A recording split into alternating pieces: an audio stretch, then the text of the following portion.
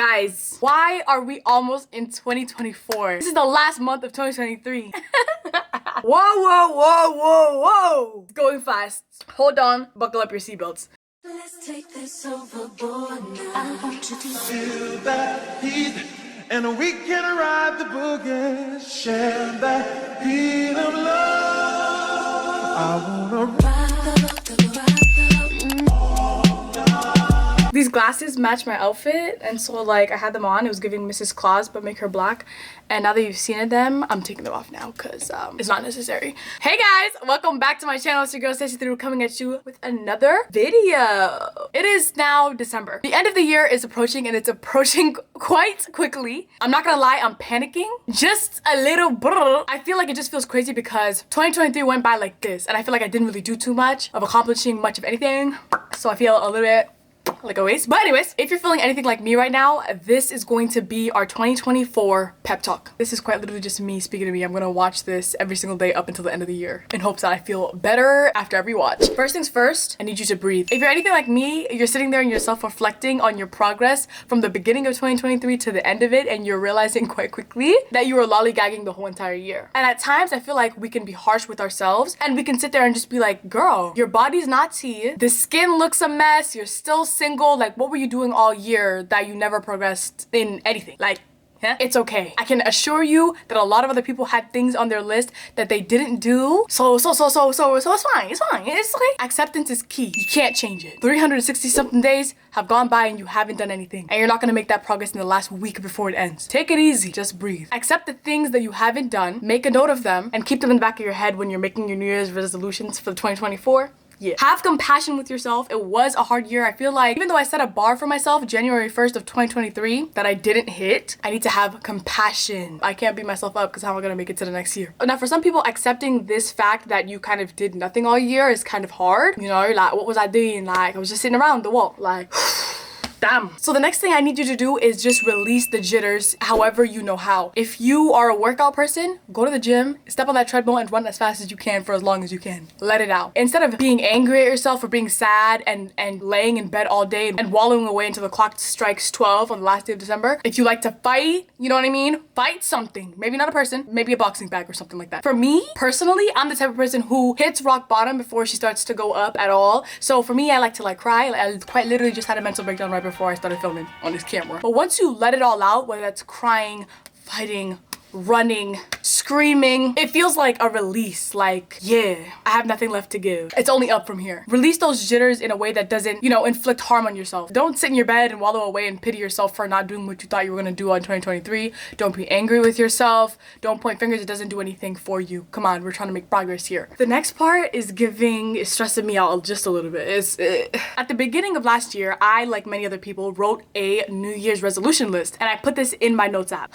I'm looking at this list and I'm quite disappointed with myself because I did not hit, I hit some stuff.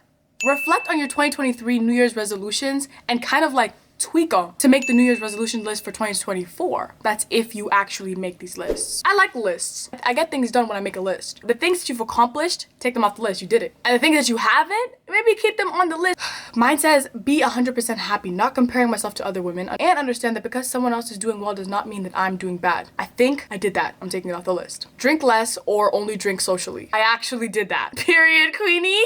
Find 2 other solid methods of income. I did not do that one. So that one is something that we're gonna put on the list for next year. Forgive and forget ex-relationships and friends and all the things that they did to me. Learn that I'm not a reflection of their behaviors or the lack thereof. I think I did that. Become consistent and active and treat my body like it's a temple. Period. I did that. Not as consistent as I should have been. I'm gonna put this one on the list for next year. My list is obviously gonna be different from your list because we're different people. We have different goals, different, you know what I mean? And that's cool. That's fine. What I have noticed though is sometimes we can get so caught up in like the New Year's resolution list. Like I'm looking at my 2023 resolution list and it's a bit too ambitious. Like it was a bit much. Like my brain can't even comprehend what's gonna happen tomorrow, let alone what's gonna happen the whole of next year. You know what I mean? I heard somebody say that it's good to look at your year like in quarters or like in a half rather than in the whole 12 months. Like this is dependent on how your medulla oblongata works. You know what I mean? Like if you're a person that can do the whole year and get that goal done, then kudos to you. I'm the type of person who can't even, you know what I mean, think about what's gonna happen tonight. So it gives me anxiety, it overwhelms me, so me can't do it. I think with 2024, I'm gonna do bi-monthly goals. Like, I'm gonna separate the year into 6 equal parts and try to get those goals done that way. The amount of torments and trial and tribulation that I face in a year, I can't even begin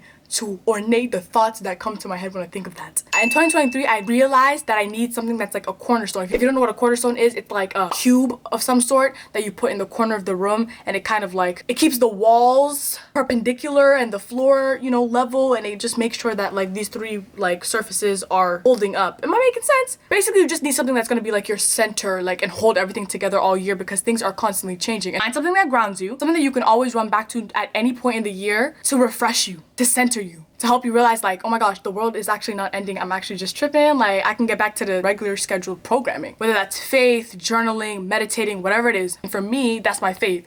And I realized that when I wake up in the morning, first of all, I fell asleep to secular music. I wake up and Drizzy is in my ear just spitting bars. Yo.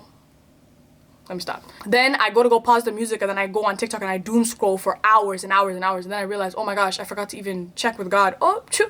I put the phone down, and then I'm like, yo, our Father who art in heaven, hallowed be thy name. And then when I finish, I'm like, pancakes. Girl, what? You're telling me someone has given you security, provision, a house, a roof over your family's head, and you're just throwing one up quickly to Christ. Please get on your knees and pray. But I realized that faith is the cornerstone of my life, and I need to give God the first and the last of my day. A good portion too. Like, act like you know. Find something that grounds you. The third thing that I kind of want to pay attention to and make a goal into 2024 is to make friends that will hold me accountable to the things that I just said. I feel like a lot of us are making lists and we're keeping the list to ourselves. So if you don't feel like doing something that's on the list, it's so easy to be like, I'm not doing it. And no one's there to punish you, because you're not punishing yourself. You slept good knowing you didn't go to the workout. You slept good knowing you ate a burger when you're supposed to eat a salad. Like, you slept good doing that, huh? But when you make friends who now know your goals, it becomes a little bit harder to fall short when you know that you're letting people down. In 2023, I loved going to the gym with my friend. It actually is why I like going to the gym so much. I was never a gym girly. Ever a gym girly. Me, gym. This is such a tangent. But when I was in high school, I used to do swim and dive. I used to do track and field. And when I tell you, when my body felt like giving up, I was not pushing it any further. My body wants to give up. Why am I gonna do? Hey, the coach used to tell me like, push yourself, Stacey. Like, you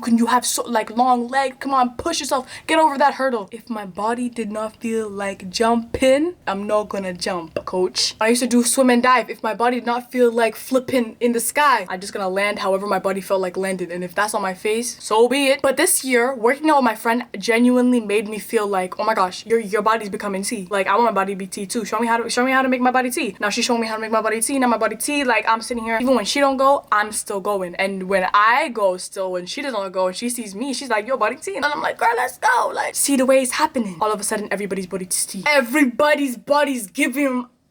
I am my T for sure hairstyle.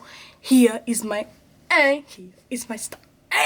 It's important to remember when you're achieving these goals every single day that discipline is key. Discipline be beating me.